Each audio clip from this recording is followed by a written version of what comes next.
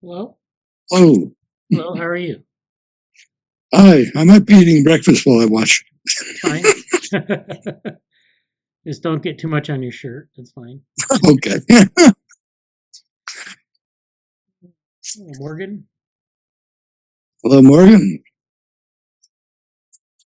Hello. Hi. All right. But I will also be eating breakfast. Oh, yeah. Same to you. Same advice.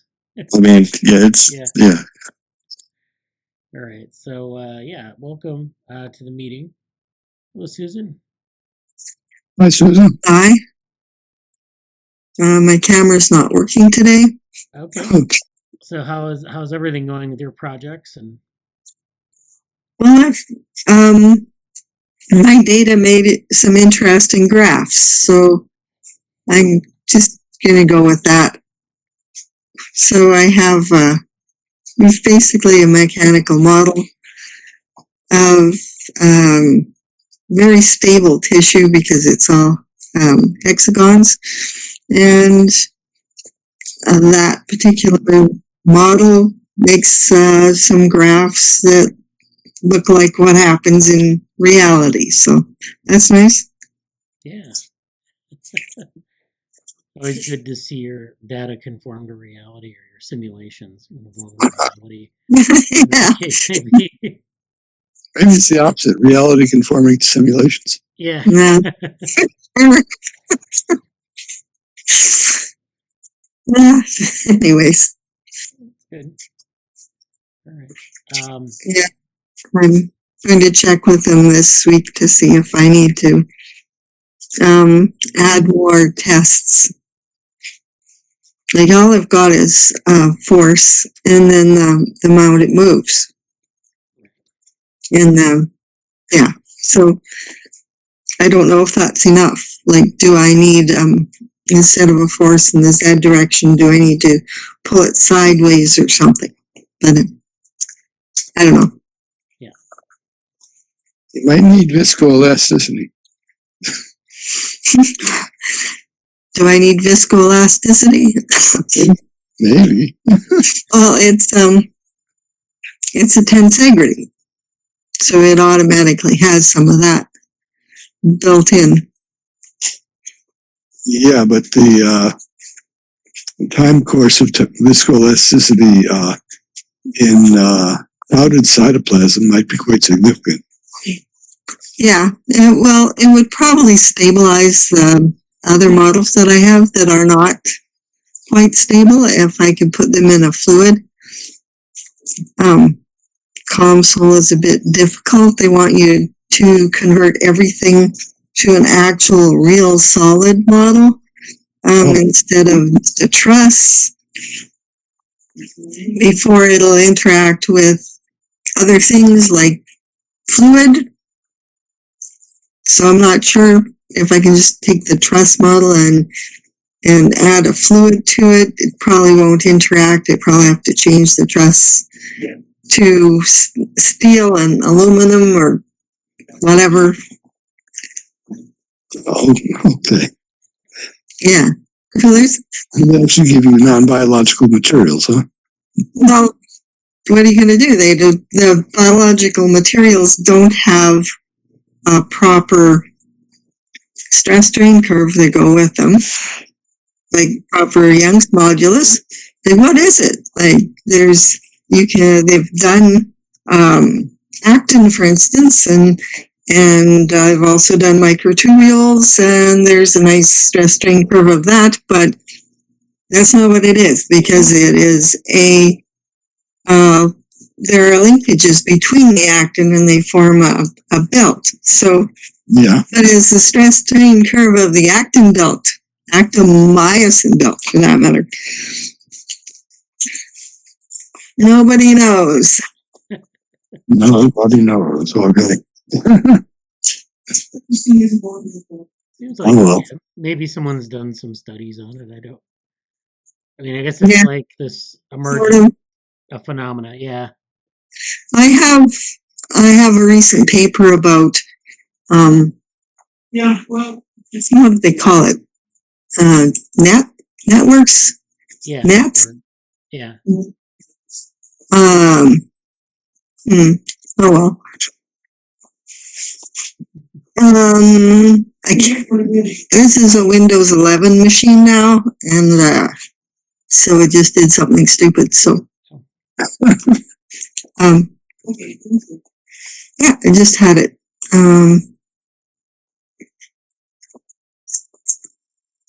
Great. Sorry about that. Okay.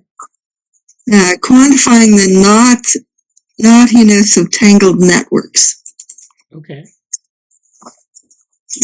That sounds pretty good. Yeah, that's one thing. Okay, that was not it.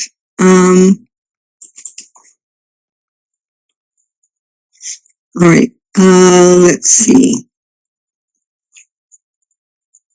Chapter 1, Introduction to Biopolymers and Their Networks. Okay. Something like that. They're a biopolymer network. There we go. Okay. So they're different than just the additive effects of like actin or myosin.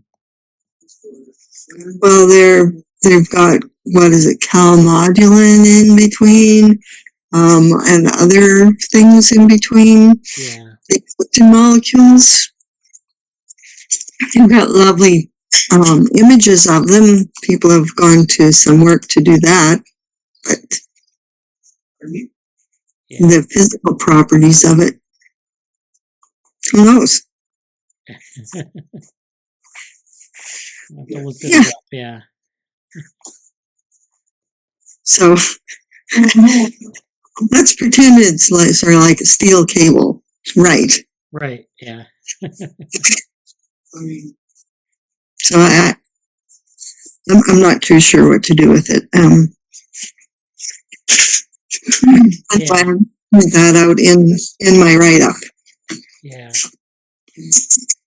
Yeah, just mention it in passing, I guess, and say that as maybe an area for future research.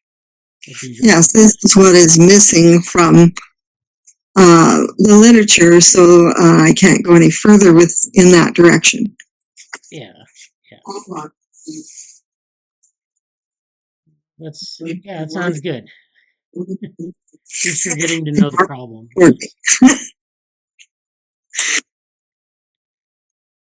All right. Looks like Mehul and Jesse have joined us. Hello, Mehul. Jesse. Hi, Bradley. Hi. Yeah, hi, Bradley. Hi, everyone. Hi. So last time we were actually talking about node and layer duality and like somewhat in terms of hypergraphs. So just for the context for everyone, Bradley has shared me a paper. So I was thinking that if I can present a few of my learnings. I don't have much updates on the coding part, but I read that paper and it was very interesting, but quite a high level view. Let me share my screen. All right, go ahead.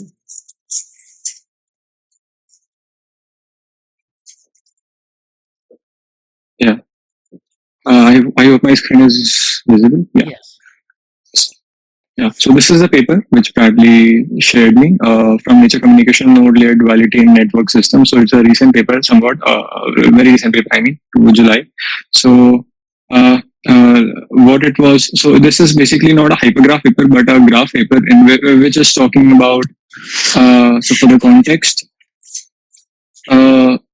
Let's say we have a graph of something like this, where connectivity are like this, and then we have another graph of maybe the same of a same object but a different data or from a different angle, and it is somewhat like this, like in the second part, and there can be some interactions between the two kind of imaging. So if like we can consider elephant. In the above graph, someone is looking at the elephant from a different context and from a top view. And in the second image, they are looking from a side view. And then there can be some interconnections between them. So this is not how this paper described it, but that is what I was like trying to understand. So this looked very interesting. I made some notes on this. I'll just go through them once. Yeah. So now, what is like node layer similarity, node layer duality in general? So So traditional network analysis like focuses only on the nodes, right? Like when we have to go for nodes in the graph and their interaction. So this new approach, which is node layer similarity, proposed considering different layers also, like different graphs representing the same object, but different types of interactions or relationships. What they're proposing is instead of like this, they are going to interchange this node interactions with the layer interactions. I'll show how it looks like. But what they say is this duality allows for a dual perspective of the same network, providing like richer understanding of the structure and the dynamics of what's going on in the scene. So there can be many examples. So one of like in social networks and all and brain, etc. So one example which this paper also focuses on is understanding these networks in, of the Alzheimer. If we come to that directly. So to represent this type of graph, they said something called super adjacency matrix, which they did not explain very much, but I'll try to explain what I understand. So for the first graph which I described, we will have an adjacency matrix, right? So there are three nodes. So three nodes will have adjacency matrix of 3 cross 3, and the second perspective will also have like 3 cross 3, which we can call a second layer. So the information representing these connections and these connections, also the interconnections between them. Yeah. So the interactions between these two layers, including these graph interactions, will be represented by this super adjacency matrix, which is quite complex. Like I was seeing a paper for that, but we don't need to go into it that much mathematically. We'll just get an idea. So now by duality, what they're doing is, so you can see the second graph in which they are interchanging this type of node. So now for every node, they have made it like layers. So we had 1 to 3 nodes, right? So now they have made 3 layers, and they have made these layers as the node. So we had 1 and 2 layers in the primary image, and in the transformed image, they have made it as nodes instead. So like mathematically, what we can do is we can just transpose the adjacency matrix very simply.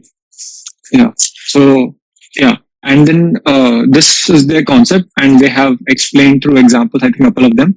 But there was an example of Alzheimer's disease, and that is what I understand, like a little bit brain imaging. So I read that example. So basically, what they are going to do is this node layer duality framework for that. The data which they are using is MEG signals, which is capturing the interaction between different ROIs, and these interactions are captured for different frequencies of the brain signals, or we can say as frequencies can be said as layers in this particular instance. And then they are using some like method called bispectral coherence to get the weighted interactions among the ROIs, but also the interactions between these frequencies. I'm not really sure how they are obtaining it. But that is what they said they are doing. Yeah. Then there were a few outcomes from like what they proposed. That was very interesting. So what they proposed was from the layer-wise perspective, the frequency band, they give a frequency band of 8 to 13 hertz.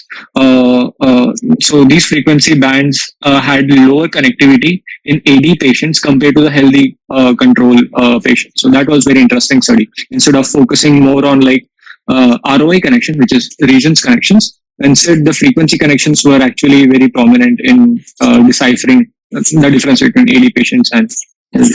And second point was, yeah, so that is what I mentioned. Differences in frequency-wise connectivity are more pronounced, and they can better discriminate AD patients and healthy controls compared to the region-wise connectivity differences. Otherwise, both node and layer centrality correlate like significantly with how severely with the severity of the cognitive decline in AD patients. This was measured by this MMSE. So this is like a popular method I think in AD research. So this paper actually gave a very high level overview. I did not check the code. I think they had a code repository also. But for me, it was very high level view because I'm like not very aware of the literature. But it looked like very interesting idea. So I was thinking how we can put it in our case, like of C elegans. So in C elegans, we have one maybe hypergraph is of like spatial distance, like where we are capturing the interactions based on the distance. If the distance is lesser, then we have stronger interactions between those two cells. And the second type is like based on hierarchy. So if like a mother has like daughter, and those daughters have like further daughters, so that mother or grandmother will have like some connections, and based on that we are making hypergraph. So now we have two layers of hypergraph made, right? Now I'm not sure how to make. Let me switch my camera on. Okay. I'm very busy. So now we have two layers. Now we have like two layers of hypergraph created, one through the facial and one through the this mother-daughter relationship. And I don't know how will these two layers of hypergraph will have interrelations between. So, but otherwise, this was interesting paper, and probably we can utilize sometime in other ways. Yeah, I like this paper. Thank you for going over it, Mehul. So yeah, I guess yeah, I had a couple of questions. Could you go down through the figures? Let's look at. So that we talked about one, and then what about two? What does that look like? Yeah. So that kind of shows like the node-wise distance and layer-wise distance. So you have those kind of measures. So the node-wise distance is kind of like the normal graph, like if you had a set of spatial relationships. The layer-wise would be like a lineage, in our case in C. elegans. And you could plot those out kind of as a comparison between them. So you could say like this: if there's a lineage distance of 2, daughters for 2 generations, then the node-wise distance, does it change? In other words, do you get this distant? Do you get migration, or do you get a difference in position relative to one another? And then you could use that for other things. You could look at like spatial distance. You could look at like transcriptional distance too, in that way. Or you could have like maybe 3 layers where you have transcriptional distance on the third axis. But that's something that'd be a little bit harder to wrap your head around what that means. Yeah, so there are these complementary properties. So basically, what they're doing is they're building this set of layers. People do this with multi-level graphs. There's this area of network theory called multi-layer networks, and people will do this for certain problems where they'll say, I have a network maybe that evolves over time, where I have this, this network is embedded in like a discrete process where we need to have, we don't want to necessarily look at the evolution of the graph by adding and removing nodes. We want to take snapshots of the graph and then look at the differences between those discrete points. So, some discrete system you can think of, that would be an example of that. So that's kind of where they're coming from on this. In terms of like hypergraphs, I'm not sure how that would, how that would all plug in. I did I did like about 20 minutes at the end of last week's meeting on different graph measurements and different types of ways to look at graphs, connectivity. And so, there's like connectivity in graphs, and then connectivity in hypergraphs. And so the difference being, of course, is that you have these nodes within a hypernode, and there's sort of connectivity within that, but then there's this connectivity between hypernodes. And it actually is very similar to, say, like, a network where you have high modularity, where you have modules that are tightly interconnected, but then you have these very weak connections between them. And so if you cut them, you can end up like disrupting the network. You can disrupt network flows of information of whatever is in the network. And then that, of course, that's relevant to hyper networks or hypergraphs, because you have this sort of you have this duality where you have processes going on inside the hypernodes, and then processes going on between hypernodes.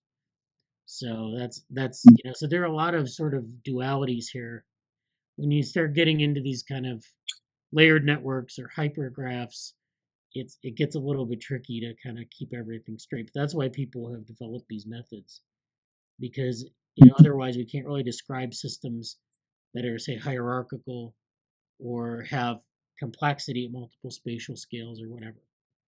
So,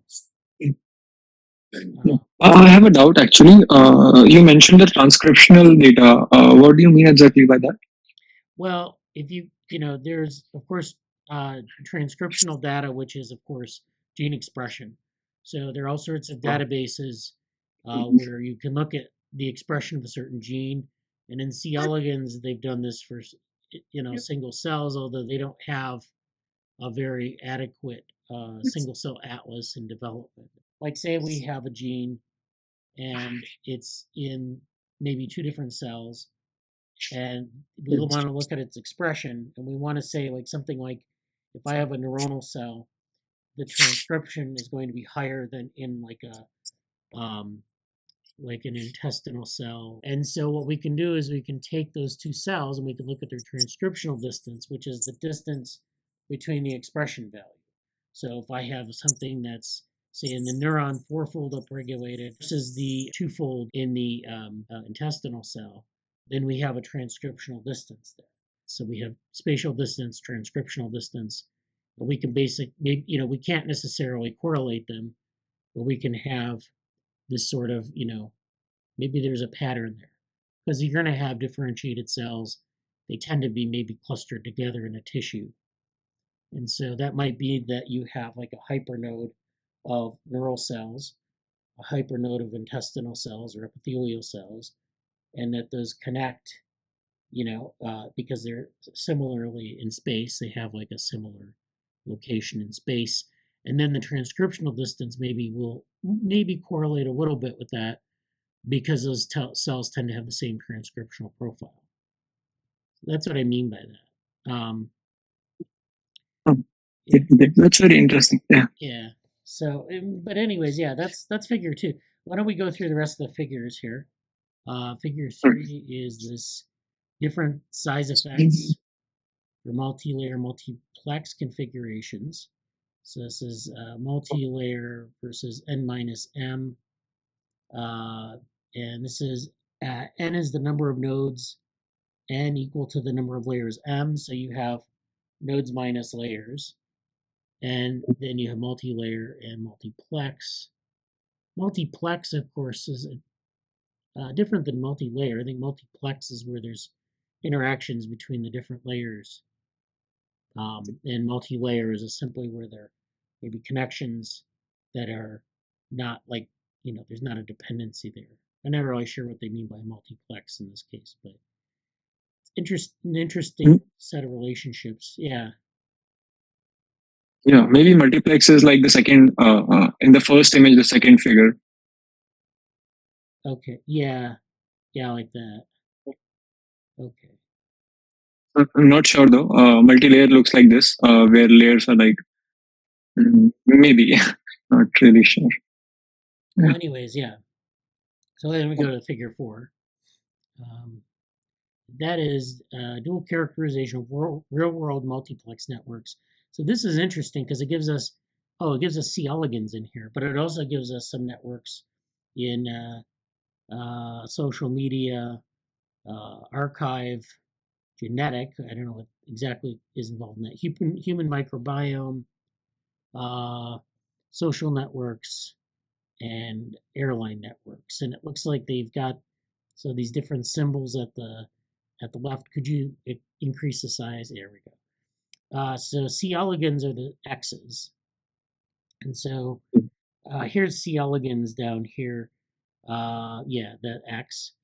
And so that is compared to, say, like an airline network, which is down below. So it's like the airline network has lesser values on the y-axis and more scattered values on the x-axis. You have social media, which is up at the top, in the top right. It looks like no, it's not C. elegans. It's genetic data, which is also up in that green regime. Yeah, genetic. Yes. That. And then archive, which is the upward facing triangle right below genetic. The one that's like this. So that's archive. And so yeah, that's the compare. People often compare different types of networks using their methodology. So you can actually look at these different types of networks. I don't really know what the lesson is here. So they kind of get like maybe in the legend they talk about it. So they're comparing. Okay. So they say that the layer representation, the layer representation enables a better classification of networks that would otherwise be indistinguishable. So you have archive versus a transportation network. So archive, of course, is preprints. Transportation network, you think those are very different, but they actually, maybe if you're using a conventional method, you can't classify them as different things. But when you have this layered representation, you can do that more easily. Networks optimally group into two clusters, almost perfectly matching the spatial and non-spatial nature of the systems. For German transport and archive, in the node-wise, markers correspond to nodes and gray lines to layers. That's up in this right-hand side. Differently from archive, the markers in the German network tend to accumulate on few main lines, meaning that both nodes and layers tend to contribute preferentially to few components. So this is where you have this sort of maybe greater modularity or greater, I don't want to say small worldedness because we don't know that, but it's definitely greater modularity because you get this preferential attachment to few components. And so that's something. Also, the values in the layer-wise tend to span larger intervals in comparison with node-wise, indicating the presence of more heterogeneous multi-degree centrality distributions. So this is where you get this relevance to the centrality measure, which means that you look at a node and you say, how central is it to the network? And you can find places that are central. If you knock out that node, you have a major failure of the network. If you knock out the node in the low centrality network, then it doesn't really matter. You can find another route to get through it. But high centrality networks, if you knock it out, I imagine a transportation network, if you knock out the transportation hub, the network suffers quite a bit. But if you don't, if you have a low centrality network, any one node gets knocked out and it's, you can reroute things as needed. So that's what they're getting at there in this figure. So I think that's enough for the figures, actually. I just wanted to go through that a little bit to kind of think about how this relates to different systems. And I don't know what they mean by C. elegans, like what C. elegans represents. I guess maybe the connectome, which is what it usually means.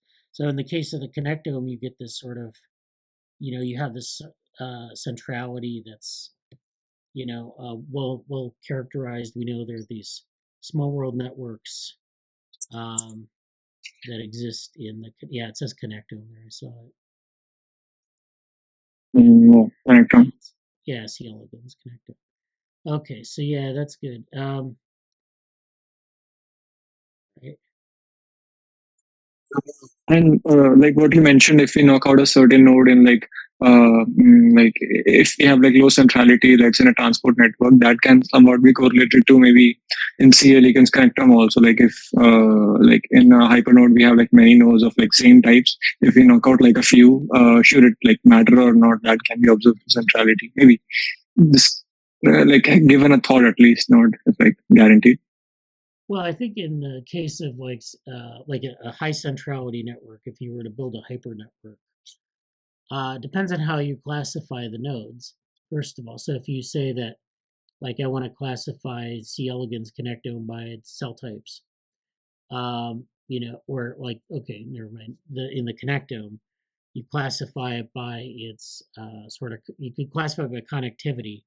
So you'd have a very central single, hypernode that basically is the main node, and then it connects to all the other hypernodes. If you classify maybe by like location, you might have like some highly connected nodes in one hypernode versus another, and then that hypernode would also have connections with cells with very few connections. So depending on how you slice the data, depending on how you classify the nodes into the hypernodes, it's going to have different amounts of different degrees of centrality, different types of sensitivities of their connections of the hyper edges. So, if you cut a hyper edge, or if you cut within a hyper edge. And again, I covered a paper last week in the second part of the meeting that kind of goes over how people think about cutting these hyper edges. Because a hyper edge is a bundle of connections between different nodes and different hyper nodes. So if you cut it, you can cut some of them and still there's a differential sensitivity there. So if you cut the whole hyper edge, of course you unwire the network quite significantly. But if you cut certain edges in the hyper edge, then it depends on how sensitive, what the centrality of the network as a whole is. So that I know it's kind of hard to wrap your head around with that, but I did cover a paper where they'd have a methodology for that. So yeah, I think So I mean, what is the plan? I guess I want to ask a question about GSOC. So what is the plan to kind of in the last couple of weeks? So we've already got, I think the regular deadline is now today. So what do you want to do in the last couple of weeks? First is like, since right now we have plans of two ways of making the hypergraph. So first is like finding the centrality measures for those, I mentioned, and also like I presented, which you mentioned last week, cutting of the extra edges, and after we make that, like finding centrality measures on like complete graph also, but also on like this this more cleared graph, and after that, yeah, for now, like this is what I have planned. After that, I have to discuss with you what exactly we can do. Like after, probably I would like to discuss this and discuss that in next week. Okay, yeah. Yeah, so let's it's only a couple more weeks. I think what I've recommended to other people is to find a good stopping point and say this is where we can stop and because the project doesn't need to be over, but you need to get to a point where you can write up a README file and say this is going to be like what I'm going to submit to Google, and they'll say you'll pass, of course, but like you need to get like put it in a repo and then have a link to submit to them. So that's what you need. But I know we want to work on it after the deadline. So that will be, of course, we'll do probably a manuscript, at least one. I know we have talked about a lot of ideas, and that's where we can do that. We can lay out some of that more. But yeah, I want to make sure that we kind of know where we want to, kind of for the GSOC part, conclude things, write up like documentation, and then have a link for submission. And then, we want to also make some issues in GitHub. And I know in the DevoLearn, actually in the DevoGraph repository, we have a board, and we want to make issues on that board, and just things that we want to follow up on. So I know there's a lot of stuff where like maybe getting a manuscript together. Like, what are these things that you want to explore for the manuscript? So we'll have the code base, we'll have some of the other measures that you showed last week. How do we want to translate that into a manuscript? And then, of course, if people do pick up this project next year, what would you say would be the most salient follow-up issues? And just think about that. Like, and that doesn't need to be done by the GSOC deadline, but what are the things that need to be maybe worked on more or improved?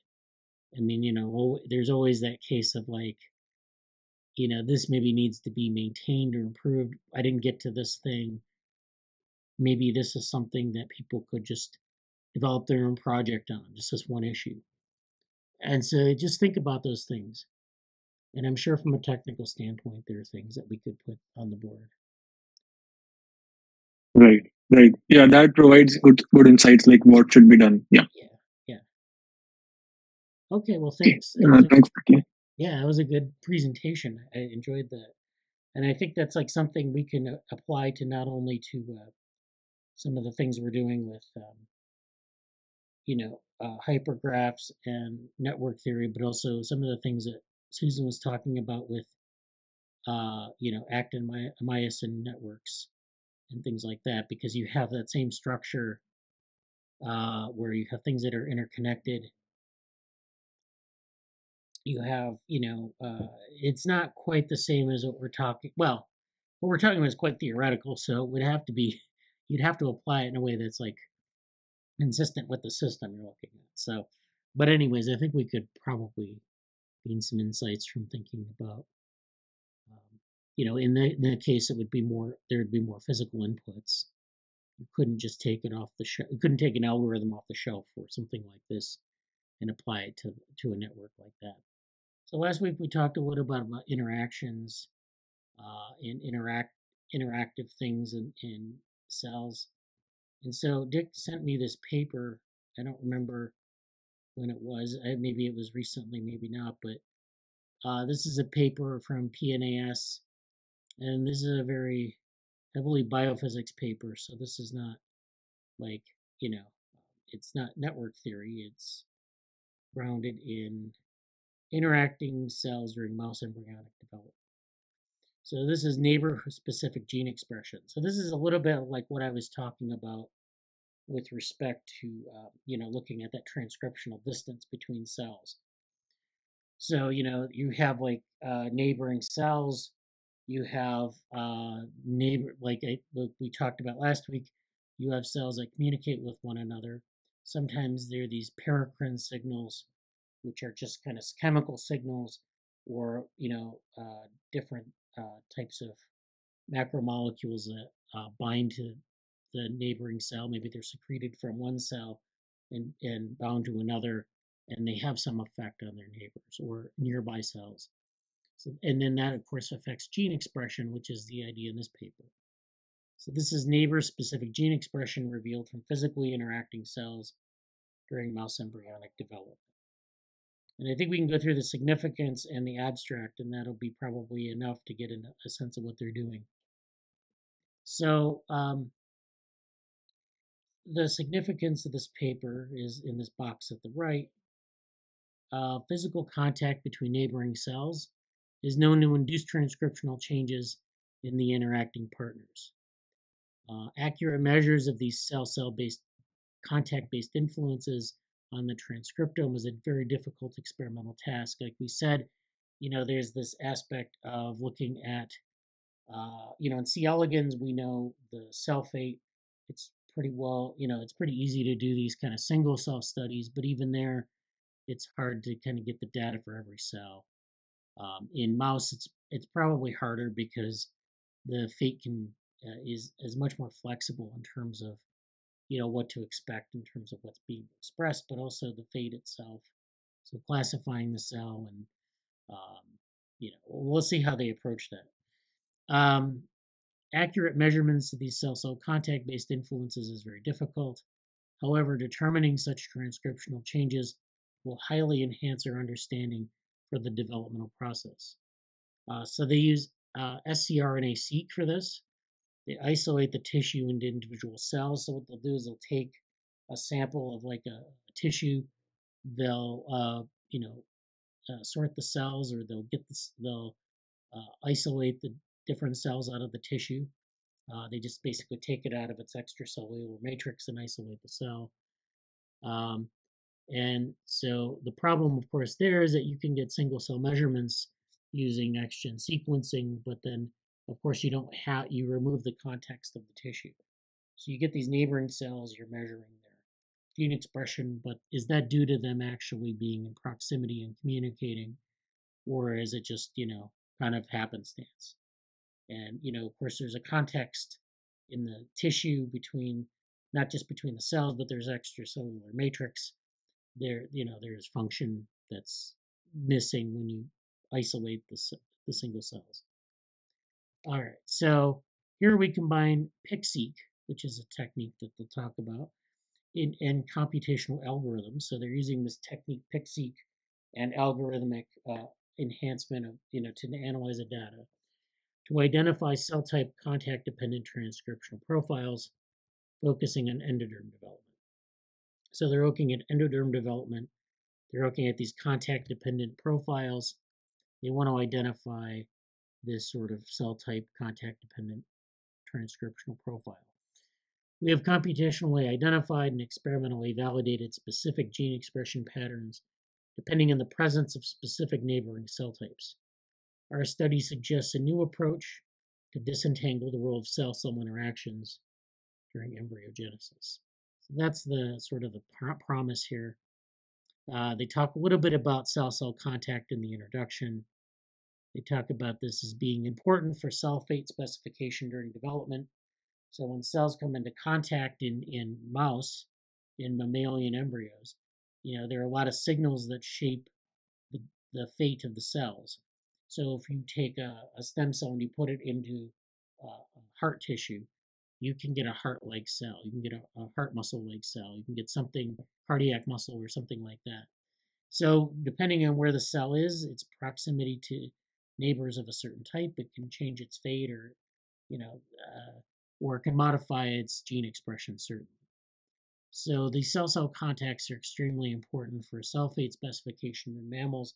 You see in C. elegans, we don't really have the same sort of system, but what's important there is that you have cells in proximity, and then there are a lot of paracrine effects, and there are a whole set of new papers on this with respect to things called the interactome. So people are looking at the interactome of different cells and saying, what is the relationship between, cells and what are they doing in terms of signaling and how is it affecting each other. So that's what they're talking about here. Removing specific tissue, replacing ectopic explants, meaning that they're just basically taking cells out of the tissue, putting them into a dish in various embryonic regions can dynamically change the fate of cells adjacent to the manipulated area.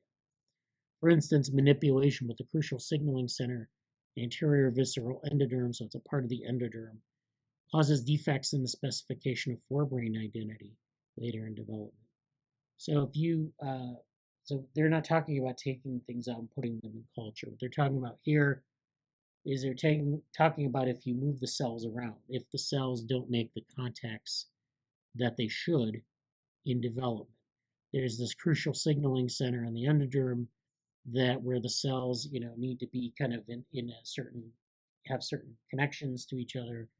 And if you have a defect in the shape of that area or the number of cells in that area, or they're not making contact, they're not communicating with one another, it can cause defects in the specification of forebrain identity.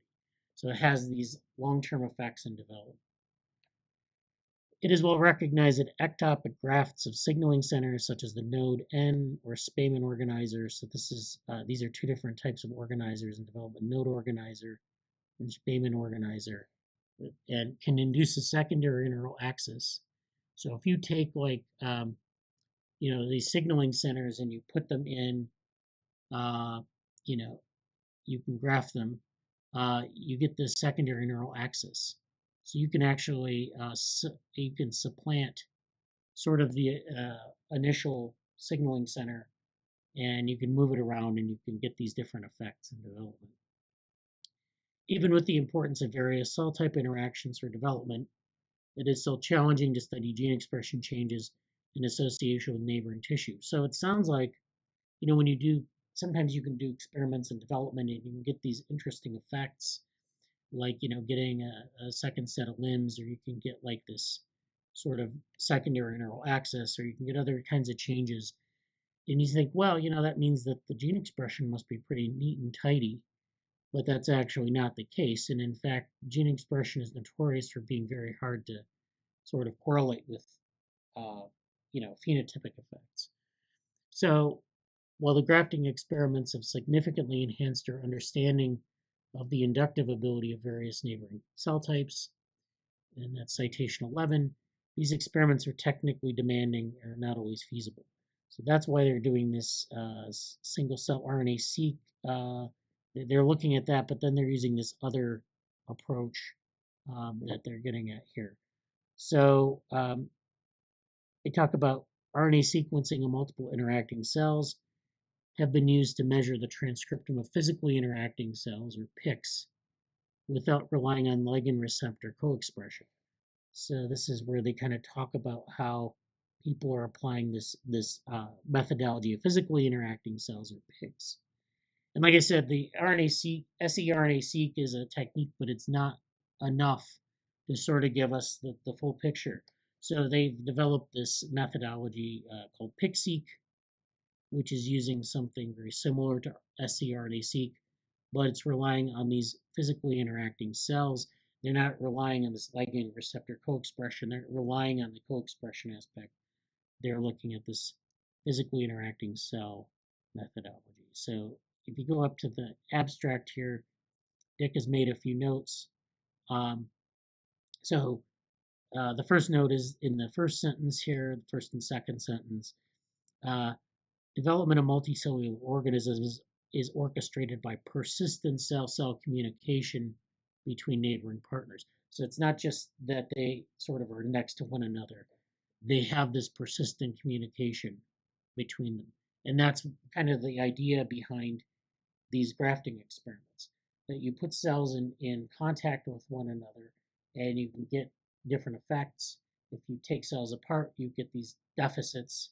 So you get, either you get two of something if you put two organizers together, or if you can lose something if you take cells away from one another. So that cell-cell communication is necessary in the embryo.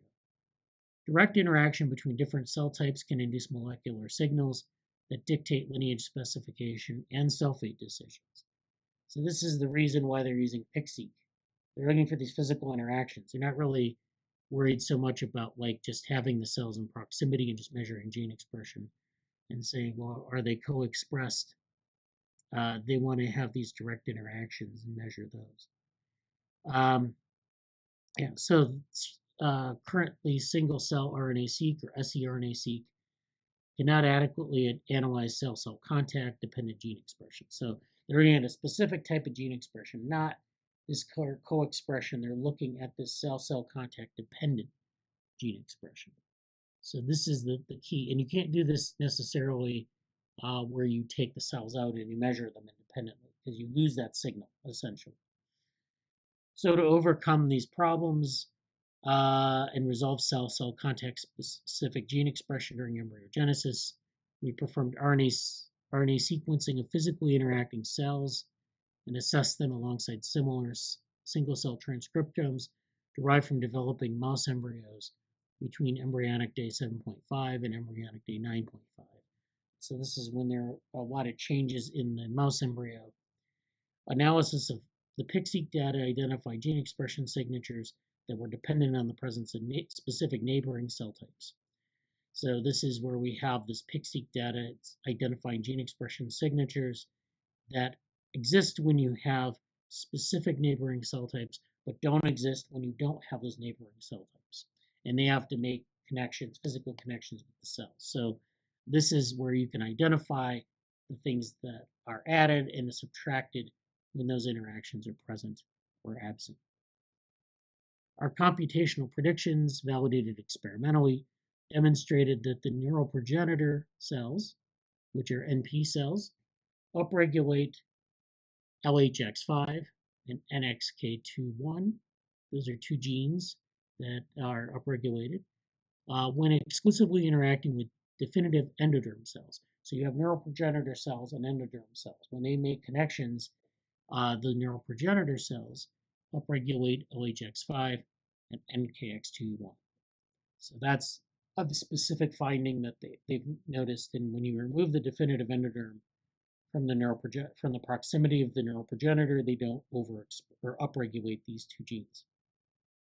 And these two genes are involved in morphogenesis. Moreover, there was a reciprocal impact on the transcriptome of the definitive endoderm cells, as they tend to upregulate RACs and GSC when in contact with NP cells. So again, you can look at this two ways. You can look at when the neural progenitor and definitive endoderm cells are in physical contact, the neural progenitors upregulate certain genes. The definitive endoderm cells upregulate specific genes, and they have to be in contact for those to happen. So if you think about, like, if those two cell types are in contact, you get these different types of genes expressed in these different cell types, which reinforce their fates and drive morphogenesis, especially when you have a whole bunch of them in a tissue. Moreover, there was a reciprocal impact on the transcript. Okay, we talked about that.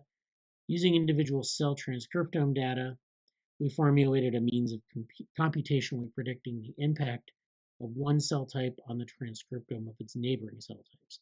So this is where we have one cell type that's predicting.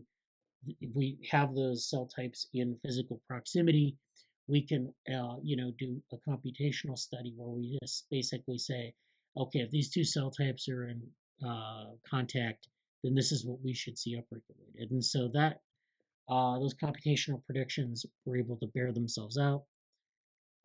They used individual cell transcriptome data for doing these predictions.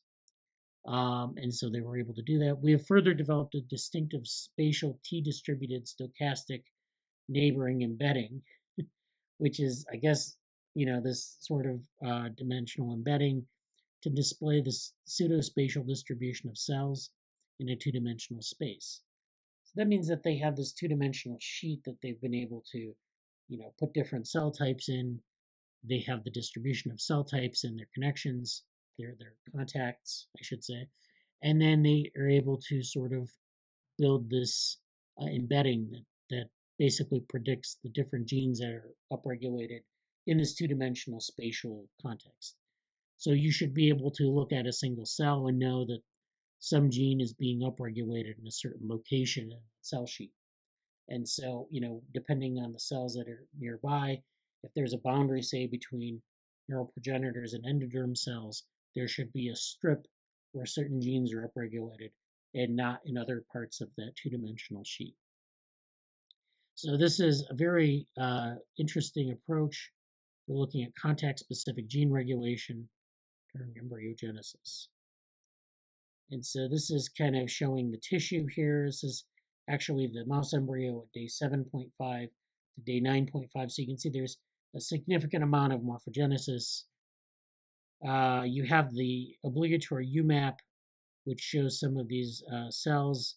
So the UMAP, is basically where you have different cell types, and they're, you have gene expression data.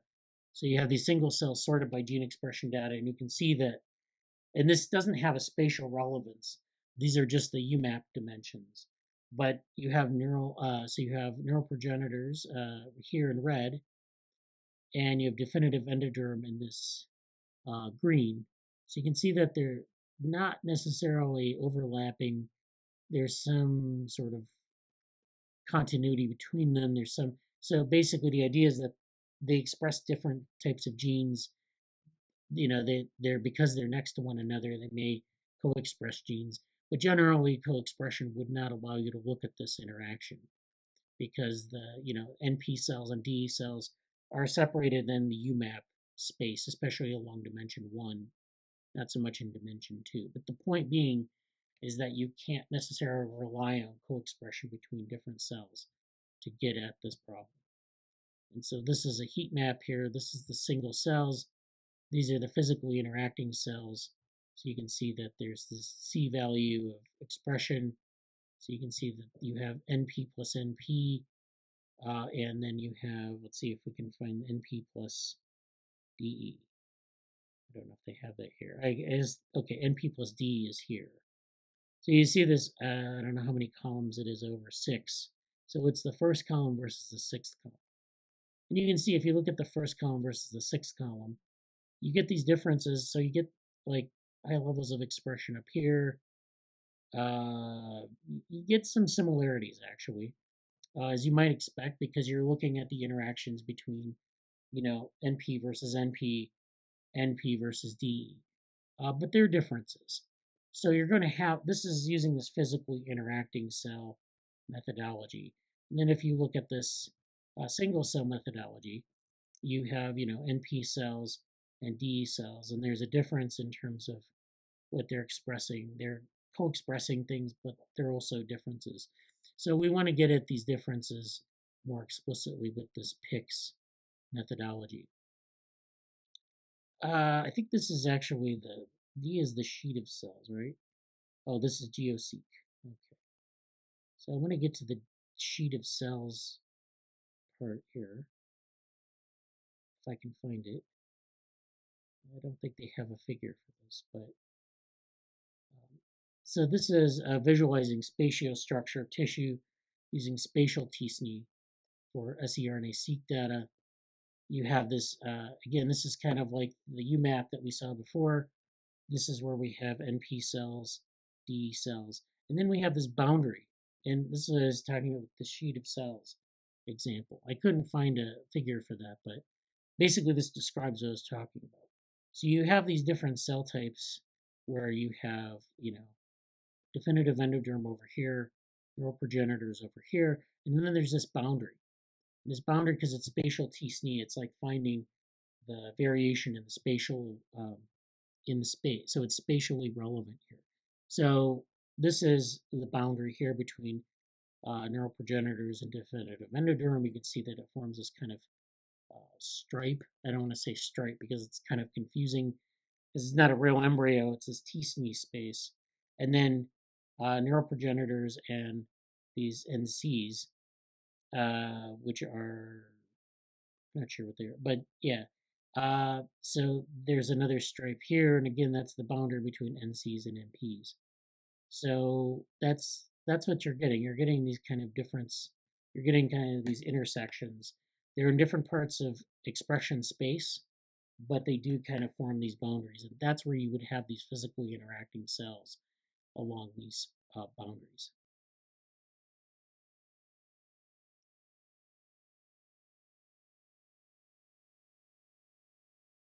Okay, so I think that's all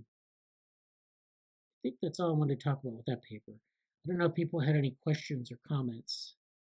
It's like Dick had to leave actually, but I don't know if people had questions or comments on that, like Mehul maybe or Morgan. I don't want to call people out, but I wanted to see what people had to say. Sounds interesting. I missed half of it. So and this is recorded, right? I can watch it on YouTube? Yeah, okay. Yeah, I can go back over it. Okay.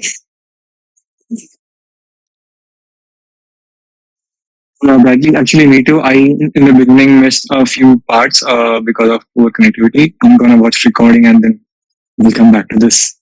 No problem, yeah. Yeah, but the t-SNE plots, when you mentioned the strains, yeah, that makes sense. Like we cannot compare it to t-SNE.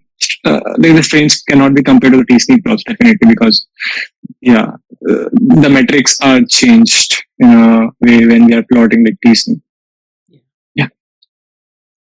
Yeah, I was hoping for a figure where they had like the two-dimensional sheet and they had like the cells and the physical interactions where you could see the like boundary. It would be much like, you would conventional morphogenesis where you have like gradients, and then you have the intersection gradients and they form like a stripe or something. And, seeing that would be like kind of powerful, but I think you saw it from the spatial t-SNE probably pretty decently what's going on there. So yeah, the physical interactions part is interesting because you're not you're talking about like gene expression. You're not talking about co-expression. You're talking about like what's interesting are the physical interactions versus absence of physical interactions.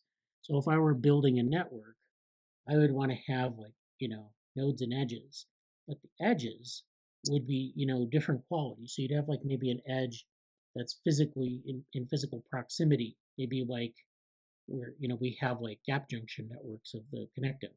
We also have synaptic connectomes that are different because the cells are either making physical connections or they're kind of these longer range connections, and so or maybe they're not connected at all, and so we you have to take that into account when we build our network. We have to say the edge is physically connected or not physically connected. And then we can say it's a spatial network that has a certain distance. And we can't just say from distance whether they're connected, because cells aren't just these little spheres. They kind of move, they kind of have processes. And so this is something that even in progenitor cells, you'll get this, where you have, where they're not just little spheres, they have this complex shape in it, in space, that makes a difference in terms of maintaining physical connection. So that's something for network theory or network building that we have to consider. And of course, that relates to the physical networks like actinmyosin networks as well, because you have these physical properties of a bunch of nodes and edges. It's not just this abstract set of drawings or graphs. Go ahead, Mehul. Oh, that's interesting. Thanks for the explanation. Yeah. So I missed that part out in which there was UMAPs also. So when UMAPs, I think they are like both similar in a way, like both does the same thing. So is there a comparison between UMAP and Presigny? I actually missed that out? So really sorry for that. Yeah, so I guess UMAP and Presigny are just competing multidimensional techniques. UMAPs are very common in like a lot of these next-gen sequencing papers. They always have to have a UMAP graph like that, where they show the UMAP dimensions. But like the spatial Presigny is different because it has, a spatial component to it. Although Presigny natively does not, and UMAP definitely does not. So when you look at a UMAP, you see this kind of pretty picture of, these blobs of different categories, and they maybe look like they're connected, right? But they're not necessarily connected. There's no it's not like clustering where there's maybe some inherent spatiality. It's more like just they're embedded in this space, and they're kind of have a similarity, but we don't know what that similarity means.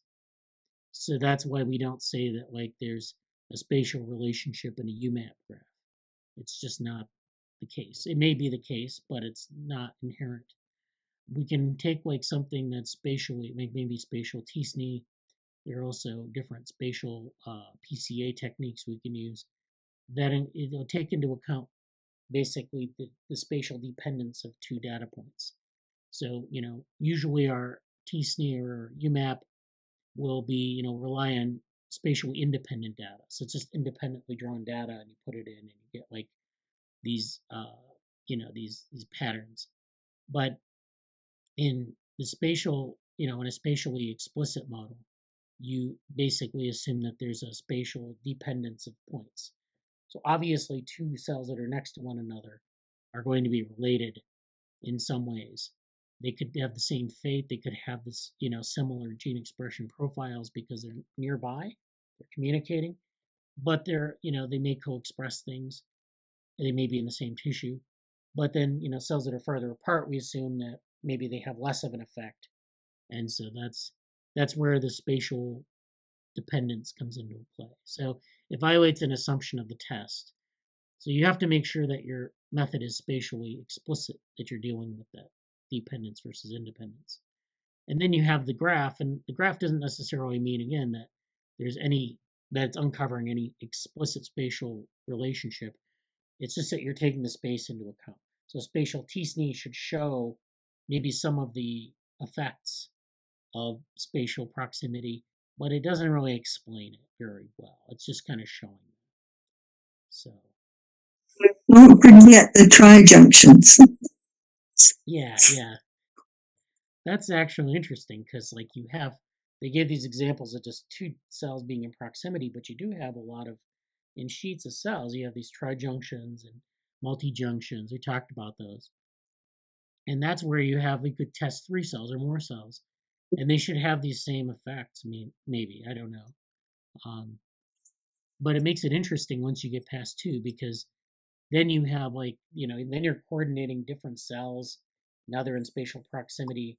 They're upregulating things, and it's really getting, much greater than like these simple pairwise interactions. So yeah, thank you, Mehul, for attending. Oops. my model that I'm working on, there's an effect from the attachments of the cells, like the attachments to a substrate for sure. But I think there's also an effect for the attachment to each other, like the trijunction attachments. Yeah. Anyways, I guess I'll just keep working on my models, and eventually I'll be able to present it here. Yeah, that would be great. I'd love to see this. Yeah. It looks like it's coming along pretty decently. Yeah, well, there's supposed to be a J-curve. I don't get a J-curve, but I get wobbles at the beginning. And if you had a whole bunch of wobbles that added up, you get a J-curve because it's in effect a bunch of the network being stretched to start with. And then once it's stretched, then you get a constant straight Young's modulus. But before that, you're stretching all the fibers at different points. So you don't get as high a Young's modulus. It's because none of it is stretched. Yeah. So it's sort of shows that. Well, the beginning, and then it becomes linear. So that's my result so far. Yeah, that's great. Yeah, I look forward to seeing the finished product there, something approximating finished, whatever. Yeah, and it's just the mechanical. It's just a mechanical structure, nothing else. Okay, well, thanks for attending. I think that's all for today. See you next week. Good luck. Bye. Bye. All right, now I want to take a look at 3 C. elegans studies talking about neighbor-specific interactions. So the first paper is, this is from 2004, so this is an older paper.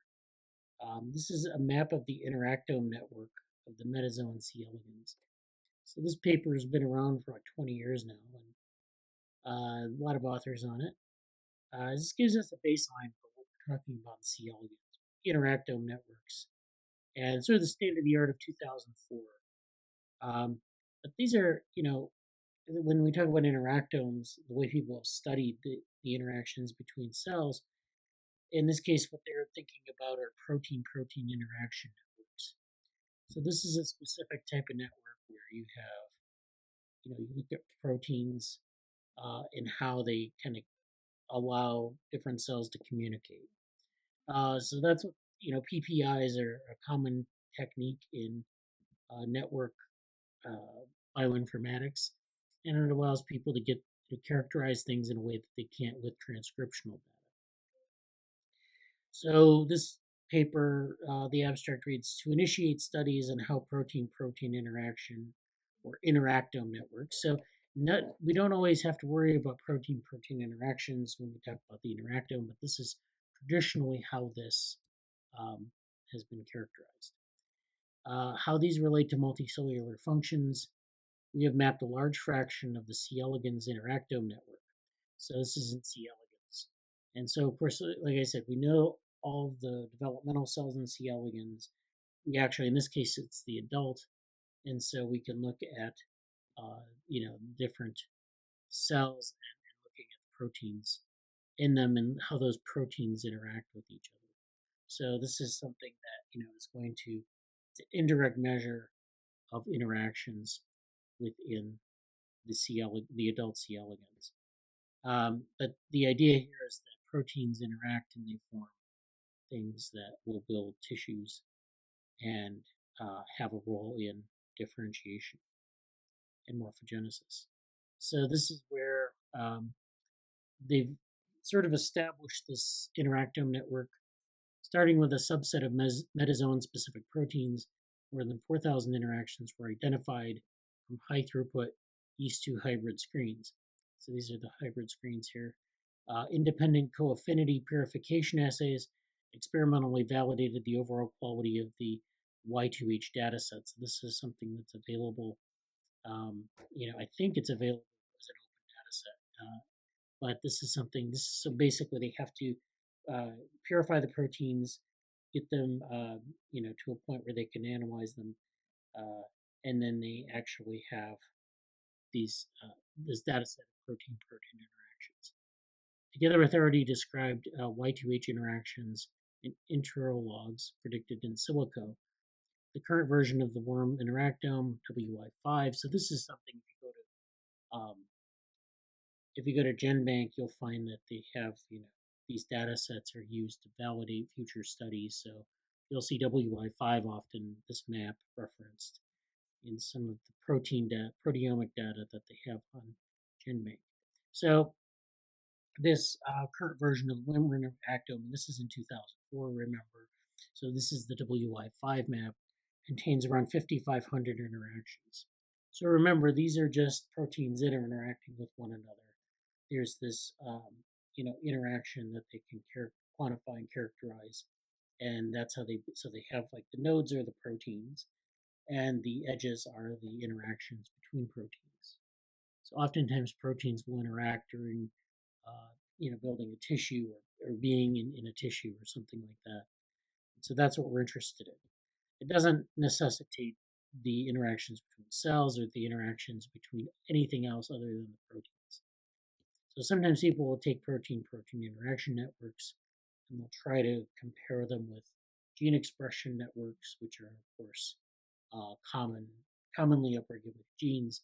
And of course, in general, genes and proteins, in terms of their expression and their presence in a biological sample, are very poorly correlated for a number of reasons.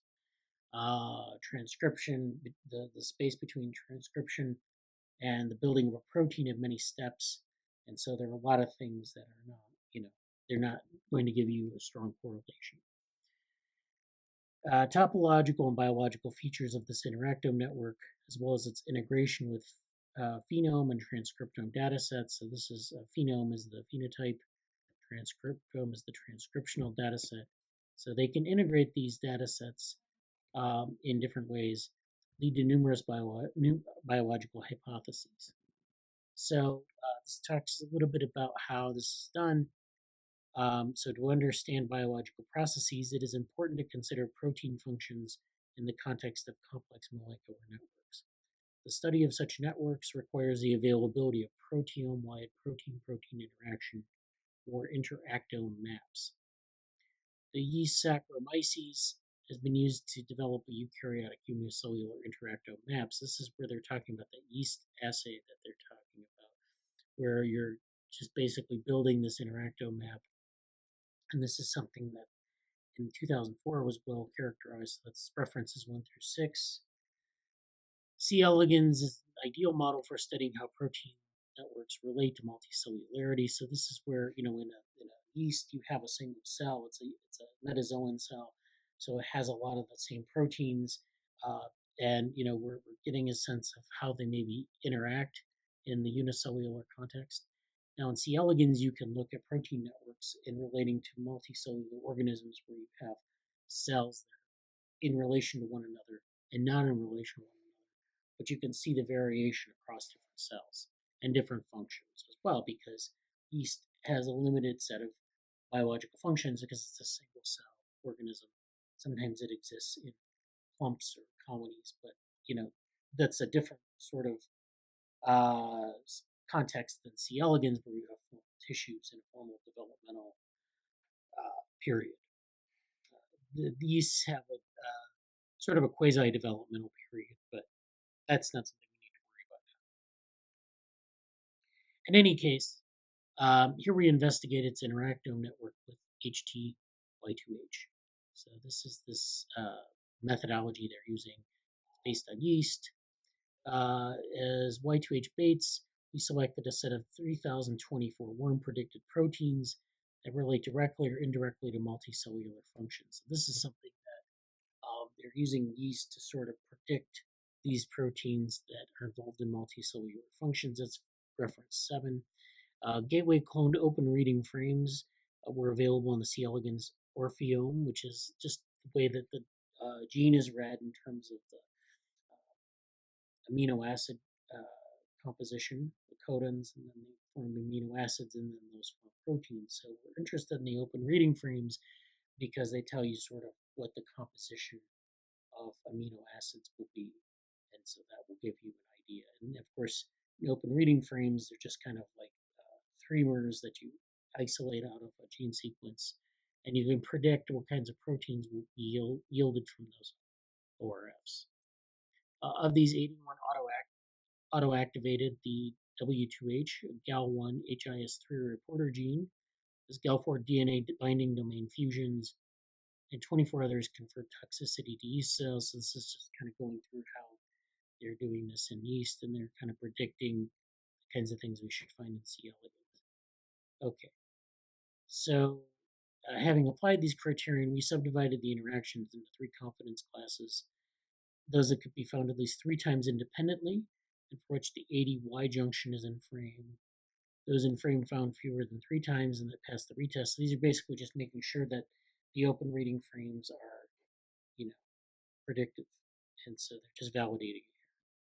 The core data set contains 2,156 high confidence interactions between 502 baits and 1,039 praise. This is just the method, the jargon they use for this methodology. It's not that important.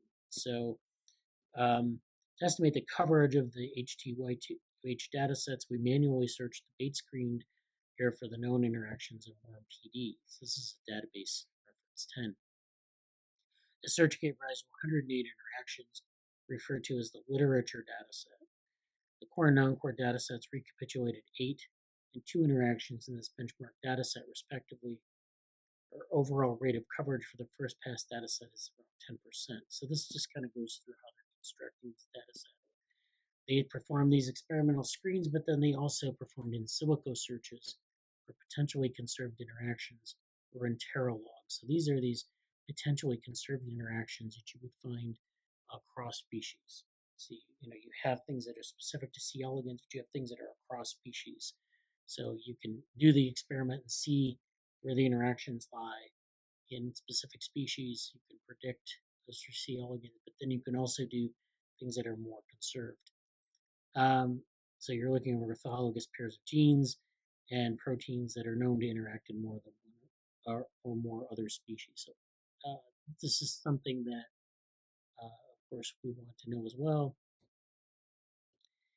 In addition, the Y2H interactome maps that have been previously generated for individual biological processes, including vulval development, protein degradation, DNA response, and germline formation. So these interactome maps at that time had been developed for specific functions, specific tissues, and so these were pooled to form this new map, this H2Y2H. So the interactome maps they used for these specific biological functions were done using the same yeast methodology, but then you also have this new data set, HTY2H, which includes all these interlogs, the scaffold data sets, and the literature search, because they have things in the literature that have been published previously.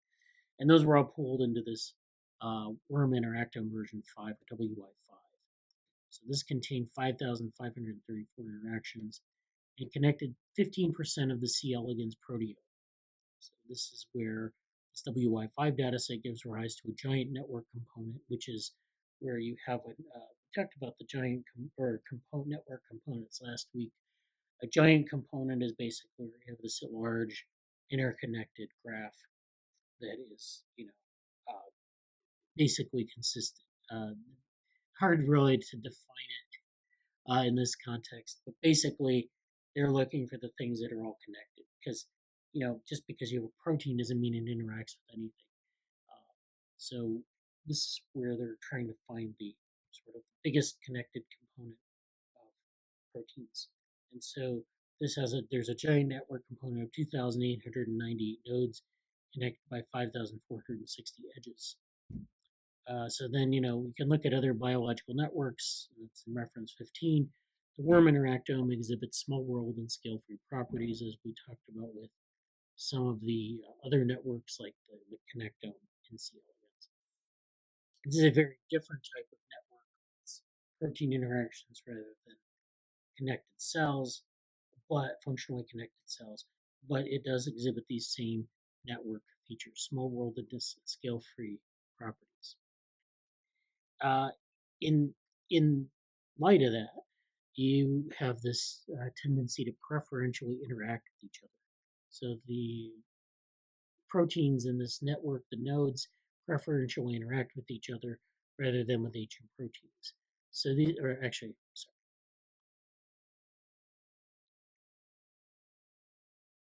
So in light of the small worldness and scale-free properties, we can see differences in some of the different features of the proteins to see how these connected components are managed, how you get scale freeness and small worldness. So this data set also allows us to analyze whether or not evolutionarily recent proteins tend to preferentially interact with each other rather than ancient proteins. And you might think that that's the case, but you might also think that evolutionarily recent proteins interact with ancient proteins because they share, it might be like an additional part of a function. So you might have ancient proteins that maybe enable a function at some base level and then have evolutionarily recent proteins that augment that function.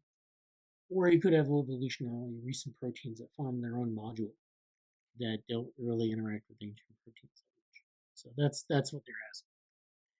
We subdivided the nodes of the network into 3 classes. 748 proteins with a clear ortholog in yeast. So the ortholog in yeast would be an ancient protein.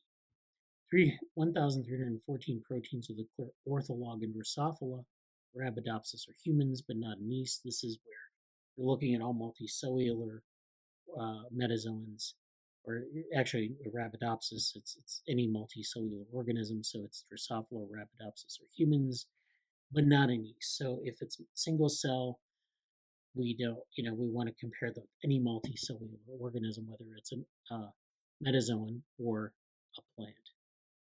And then 836 proteins with no detectable ortholog outside of C. elegans. So this is where we just compare it with other C. elegans or other worms. So this is where we have this breakdown: 748 proteins that are of ancient origin, 1,314 proteins with orthologs and other multicellular organisms only, which means they're probably evolutionarily more recent than maybe like the divergence of yeast and other single cellular organisms, and 836 proteins with no detectable ortholog outside of C. elegans. So these are very evolutionarily recent. They just exist within C. elegans. So you can see that you have a lot of them that are like specific to multicellularity, some that are ancient, and of course about the same number that are very recent.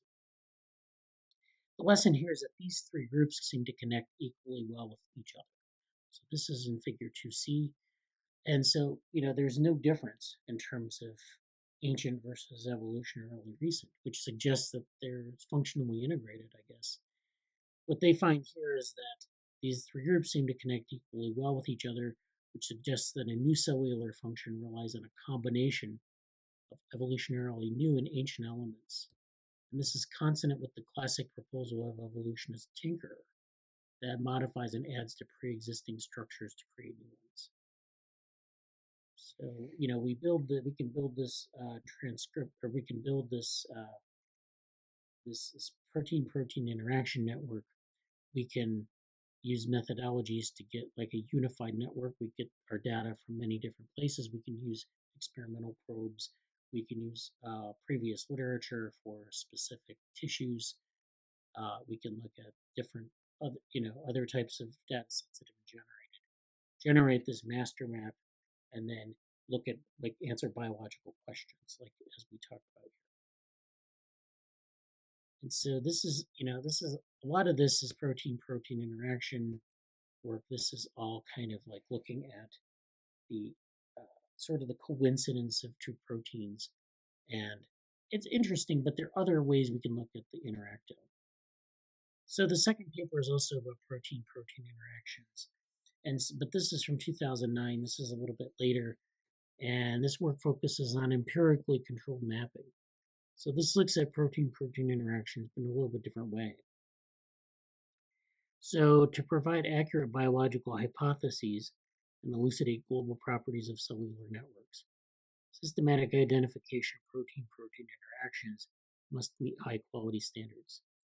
We present an expanded C. elegans protein-protein interaction network, or interactome map, derived from testing a matrix of 10,000 by 10,000 proteins using a highly specific high-throughput yeast-2 hybrid system. So the same thing that we were using in the last paper, that Y2 model.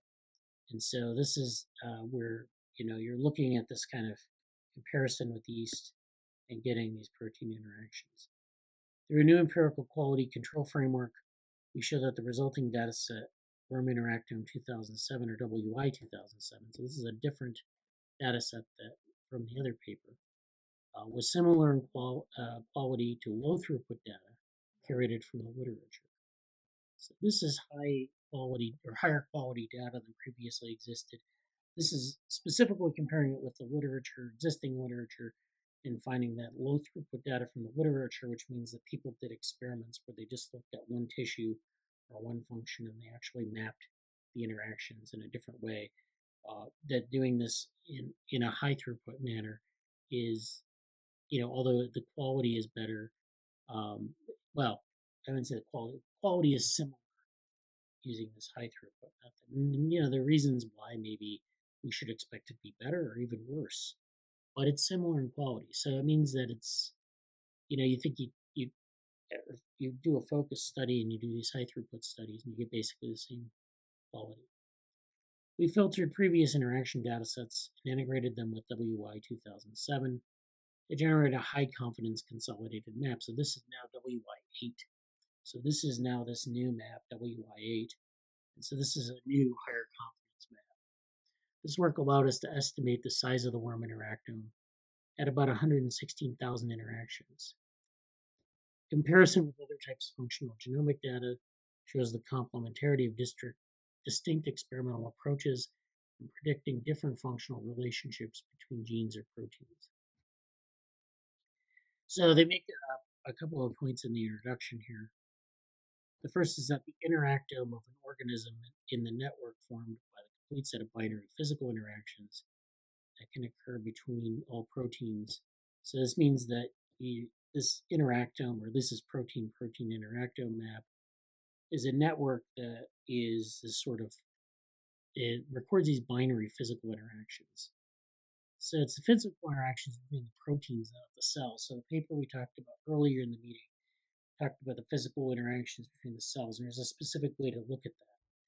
In this case, we're looking at the physical interactions between proteins, and we're using a binary technique. So we're either saying there's a physical interaction, there's not. And so this is something that we can look at here. The low throughput interaction experiments are of considerable value in understanding cellular processes at the molecular level. So low throughput interaction experiments really kind of elucidate a lot of these interactions in detail. But of course, high throughput approaches are kind of, maybe have a lot of false positives. So they basically found that that's not the case using this particular methodology. Initial steps towards binary interactome mapping and metazones have been undertaken. And the resulting partial interactome maps have provided insights into the organization of biological networks and assisted in determining functions of many proteins and complexes, along with identifying hundreds of connections to proteins associated with human diseases. So we're interested in the organization of biological networks, the sort of topology, what's connected to what. We want to know something about like the different functions and how those aren't just kind of like, one protein for one function, but many proteins for a function. And it involves complexes and interactions. And then we want to identify hundreds of connections to proteins associated with human diseases, so we want to have this disease imperative as well. So, as they said, high throughput interactome mapping is particularly needed for C. elegans.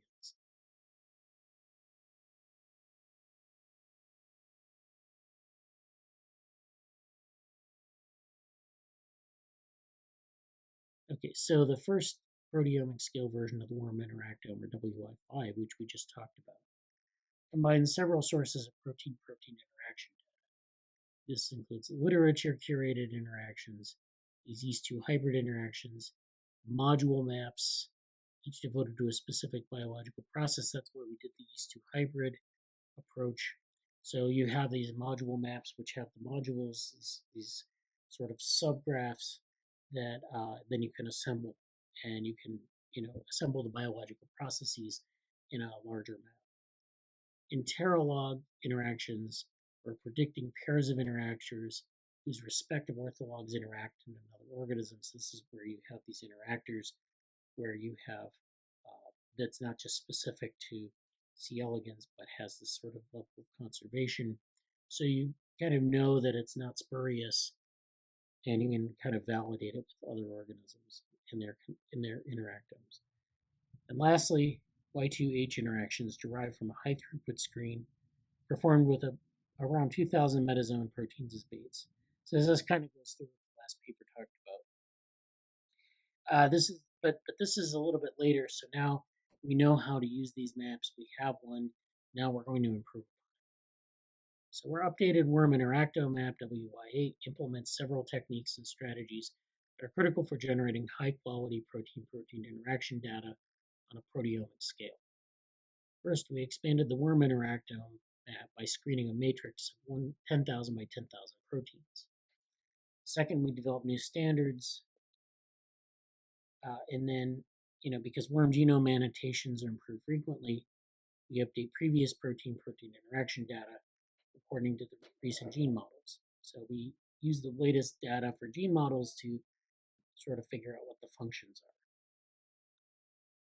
are. Finally, we empirically estimated the full size of the C. elegans interactome through the implementation of a new interactome mapping framework based exclusively on protein-protein interaction data. So this is just kind of coming up with better methods. We can actually use tools like mammalian protein-protein interaction trap technique, or MAP-IT, to measure how a random sample of WI 2007 performed in an independent protein interaction detection assay compared to a positive reference set. So there are different ways you can look at the data to make sure that you're not hitting false positive. And so this is, kind of what they're doing here.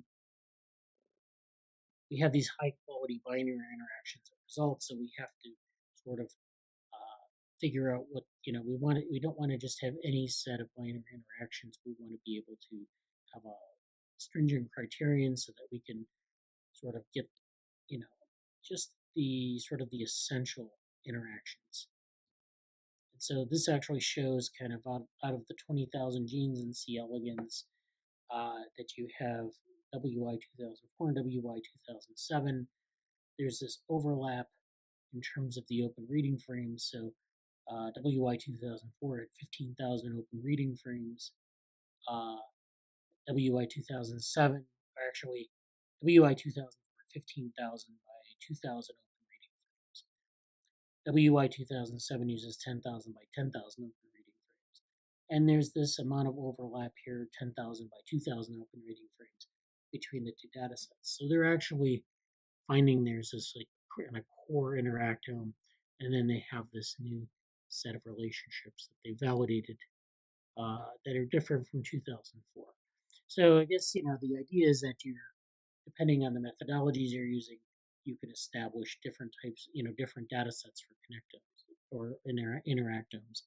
And so these interactomes then, this is sort of when we talk about these networks, the lesson here is that networks aren't always inherently ideal. They're idealized for your technique. So, there's no one, I guess there could be a consensus interactome, but really, when you publish a set of interactions, it's really based on the assumptions you're making. And that's the best you can really do. You can't really say, there may be a consensus of these two data sets, but this is just basically the most conservative map you can make. It doesn't describe all the connections, but neither do any of the other techniques. Any technique you use is going to miss certain interactions, and stress interactions maybe aren't that important. So another thing this paper brings up is this idea of biophysical truth. And so that's like kind of what is actually biophysically plausible or true.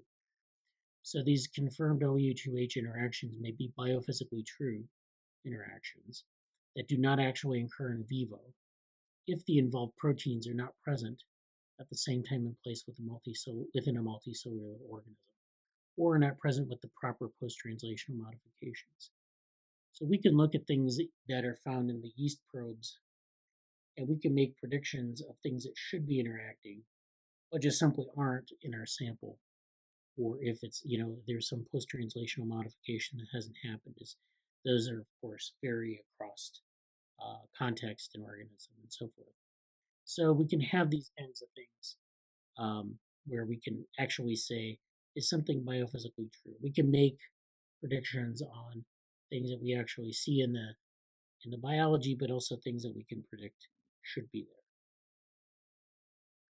there. And so here they talk about their methodology. They use gene ontology to sort of predict the function, and so they look at different component subsets of WI8.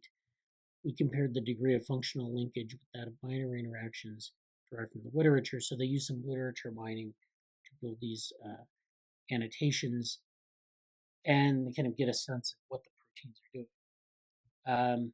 All data subsets show a high enrichment for both broad and specific functional linkage, suggesting high biological relevance. So this is where we have this degree of functional linkage among the WY 2007 constituents was similar to or exceeded the literature enrichment at each functional specificity limit tested. So this is basically, looking at how this data set was assembled, looking at the different sources variation, and saying that this is actually pretty consistent with what we might say is actual biological function. So we see interactions that map to specific types of function, like microtubule dynamics, axon growth, sex myoblast migration, kinesin-like protein building, or axon outgrowth, and cell migration, and proteins that are involved in microtubule outgrowth for centrosomes.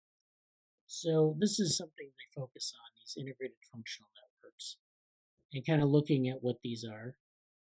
So integration of diverse large-scale data sets were previously used to demonstrate the coordination of interconnected yet distinct molecular machines involved in worm early embryogenesis.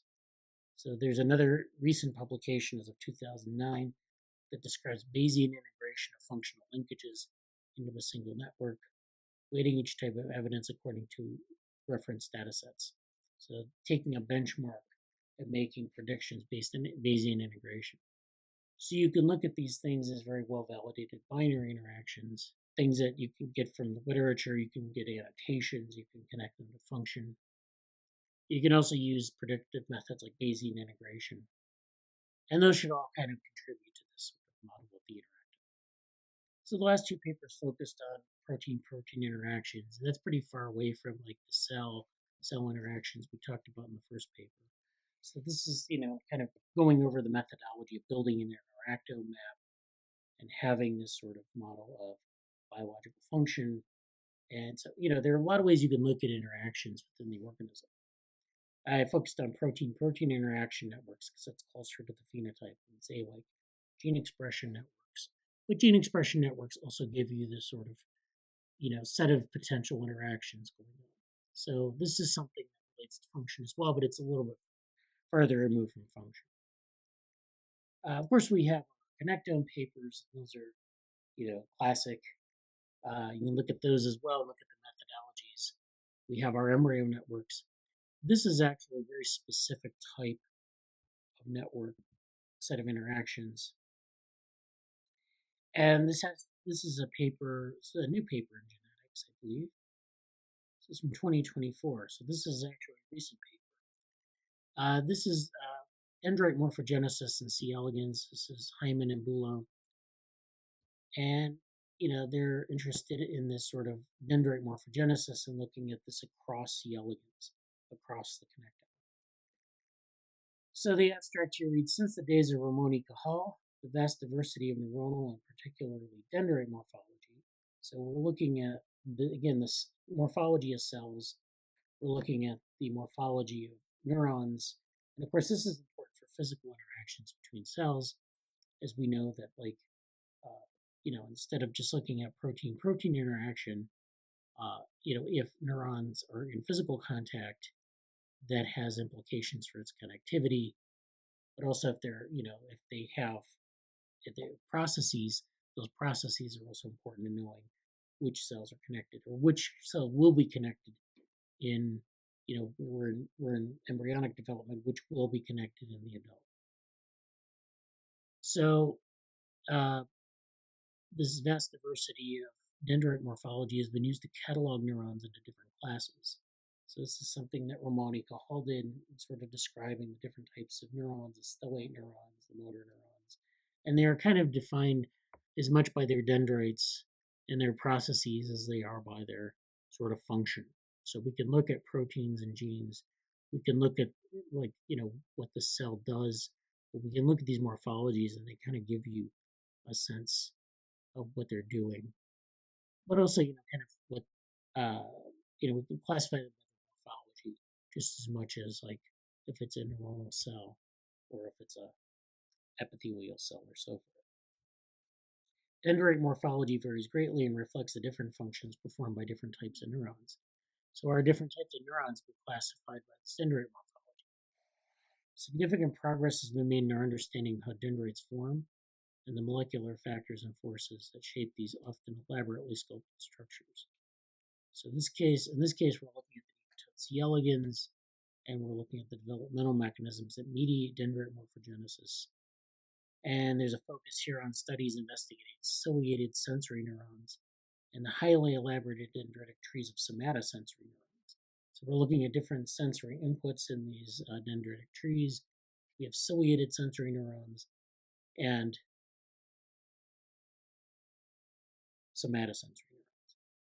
These studies, which combine time-lapse imaging, genetics, and biochemistry, reveal an intricate network of factors that function both intrinsically in dendrites and extrinsically from surrounding tissues. So there's this input from these, from the biochemistry, from the genetics, that also, there's this, this affects the function of dendrites, but also there's this effect of surrounding tissues, as you might imagine.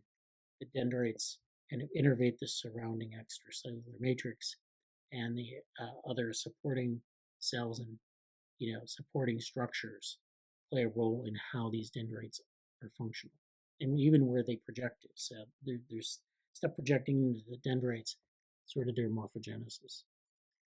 Therefore, dendrite morphogenesis is the result of multiple tissue interactions, which ultimately determine the shape of dendritic arbors. So this is basically what we're talking about with these tissue interactions. So, how would we describe these tissue interactions? In the protein-protein interactions papers, we saw that they basically took these physical interactions and treated them as binary interactions, and then said those binary interactions form an edge in a network. So if we have a physical interaction, it's either present or absent, that's an edge. In this case, we have multiple tissue interactions. So we can have connections between neurons, given that they have a dendritic structure, and there's an input to the dendritic structure, and there's coming, it's coming in, and we have that as an edge, and that can be weighted or that can be binary. But we also have these multiple tissue interactions, which determine the shape of dendritic arbors. So we can also consider these tissue interactions as playing a role in shaping that or weighting that edge. So when we have a weighted edge, it just doesn't come out of nowhere. It comes out of these tissue interactions, and in fact, we can do this. We can have multiple factors play a role in how these dendritic arbors form, what their shape is, and ultimately what their function is. So I think in something like this, it's a lot different than a protein-protein interaction. In fact, I think protein-protein interactions are much richer than these binary physical interactions. And that certainly helps us filter out some of the noise of spurious interactions. But in this case, we do have to consider this complexity. And we have to, characterize it quite a bit to get a good representation of this problem. So they're focused on sensory neurons. The dendrites play a very important role in how we perceive the world, how information gets into the neurons, and how it's processed. Sensory neurons exhibit a strikingly distinct cellular architecture that's intimately tied to their functions. We have to take these, not only the dendrites into account, but how they're formed and shaped. And so this kind of goes through talking about the ciliated sensory neurons in C. elegans as well as the somatosensory neurons. Both of these are common in that they have a bipolar morphology with two processes corresponding to a dendrite and an axon. So the dendrites have information coming in, the axon have information coming out of the neuron. These are, of course, where information is being integrated coming into the neuron, and information is going out to other neurons. So unlike most other C. elegans neurons that are unipolar, possessing a single process that runs along other processes and forms synapses and passant, other bipolar neurons in C. elegans include touch receptors and motor neurons. And so this was reviewed in Chisel 2016. In this chapter, they'll review the anatomy, development, and genetics of dendrite morphogenesis. So dendrite morphogenesis can be modeled as its own network, or we can use like a gene-gene interaction network or a protein-protein interaction network to describe the morphogenesis of these dendrites, and then link that to a model of the dendrite network as well, or in its own. So this is where we have this, they talk about this important theme that they'll emphasize is that dendrite development is fundamentally a product of cell-cell interactions between the neuron and surrounding cells, glia, skin, muscle, and other neurons. So this is interesting because in protein-protein interaction networks, we talked about building this network, building these edges that are these physical connections between cells or physical interactions. But then, of course, we talked about building a network of modules that are connected that describe functions. So these modules describe functions, then the functions are connected. In different protein modules are connected to describe sort of the biology. In this case, what we have are these protein networks describing different functions. So you have a function of the neuron, a function of the glia, a function of the skin. Those are connected, but of course, the function of the glia is affecting the function of the dendrite formation and the function of the neuron. The same thing with skin and muscle and other neurons. So you have, for example, in a sensory neuron, you have things happening at the skin. You have sensory projections of the skin. They come down, they get integrated into the dendrite, they come down into the sensory neuron. So all these things are interdependent. Underlying all these tissues are, of course, protein-protein interaction networks. So it gives you, it gives you pause to think about what kind of a network structure would we use to integrate that information? Could we use one of these multiplex networks that we talked about earlier in the meeting? Could we use a hypergraph? I think we could use any model we want, but we have to justify how we model, what we include in the model and how we can fit data into the model and make it consistent. So this is, again, the cellular and molecular steps that give rise to these structures thus provide a model of how developmental cell-cell interactions are used to coordinate the morphogenesis of diverse cellular structures within a tissue. So this is, kind of the takeaway message. What's interesting about this paper is they give us some data here. They have ciliated dendrites. They have a small sort of table here where they talk about some of the ciliated dendrites that we have. So we have for each neuron here, and these are these neurons have pairs, so there's a left and a right. You have the symmetry measure, the ciliated ending, which is EX or EM or CU. You have this description of what these cells are. So these are amphid neurons, 12 neurons and 2 glia. This list, we have a symmetry of value of 2 ciliated endings, EX and EM. Then the glial attachment, which is AMSH. And then the cell-specific promoter, which of course is a gene that's involved in this cell. So this is interesting. It's an interesting data set. I'm not sure, how this would fit into, say, like the connectome, but it'd be interesting if someone would explore that. And so this kind of talks about the role of ciliated dendrites and sheathed by glia. So there's an interaction between the dendrites of neurons and glia. The glial and sheath dendrites are topologically part of the skin epithelium, so there's the skin epithelium interaction with neurons. We talked about interactions in mice between epithelial cells and neuronal cells, so that's interesting. An interesting parallel there as well. And this kind of shows the morphology. So you have, again, the cuticle, which is the outer surface of the worm, the skin, which is underneath the cuticle. There's this projection that comes up above to the cuticle, which brings information down to the neurons. And this is an amphid type cell. This is the OL and CEP type cell. So this is a different configuration. And then the IL cells are these are ensheathed by glia, and the IL cell case is not ensheathed by glia. Or actually, the red are ensheathed by glia, so part of the IL is ensheathed by glia, but the IL cells have a non-ensheathed by glial aspect to them as well. Okay, so these are just talking about different types of ciliated dendrites and their morphology. So that kind of shows that those set of interactions. So how would you model this as a network, I guess, is the question. And so it's a very complex system in and of itself, but then to think about sort of the protein-protein interaction networks that underlie this, it's quite, it's quite the problem. So that's all I'll talk about for that paper. So I hope that people were able to understand what was going on here in terms of, network interactions, and not just like last week we talked about connectivity, and this week we're talking more about interactions.